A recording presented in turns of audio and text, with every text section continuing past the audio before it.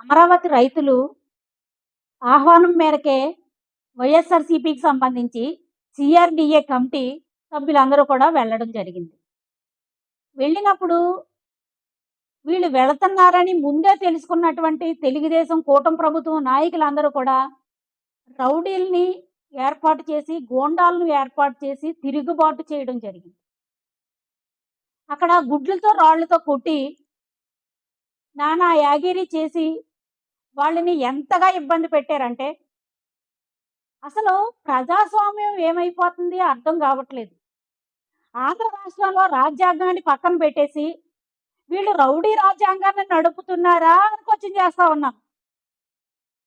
రౌడీలతో, గూండాలతో రాష్ట్రాన్ని ఏం చేయాలనుకుంటున్నాడు చంద్రబాబు నాయుడు అని క్వశ్చన్ చేస్తా ఉన్నాను.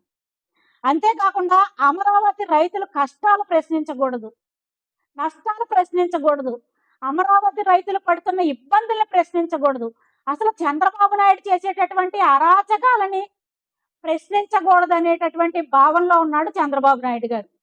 అంతేకాకుండా భూసేకరణ చేశారు. ఒక్కసారి చేస్తారు, లేకపోతే అవసరమైనంత చేస్తారు.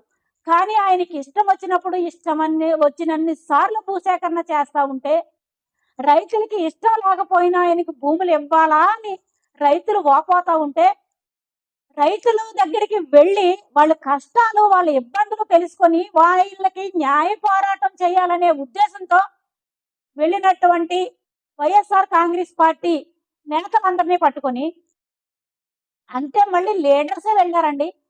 లీడర్స్ కూడా ఎమ్మెల్యే స్థాయోళ్ళు, ఎంపీలు చేసినోళ్ళు, మినిస్టర్లు చేసినోళ్ళు, ఎమ్మెల్సీ స్థాయోళ్ళు కూడా వెళ్ళారు అక్కడికి.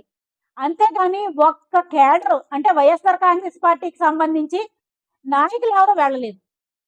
కమిటీ సభ్యులు మాత్రమే వెళ్ళినప్పటికీ కూడా ఈ తెలుగుదేశం వాళ్ళు గూండాలను తీసుకొచ్చి అక్కడ అరాచకం చేసి తిరిగి మళ్ళీ ఆ నెపాన్ని వైఎస్ఆర్ కాంగ్రెస్ పార్టీకి పొలమాలని చూస్తా ఉన్నారు.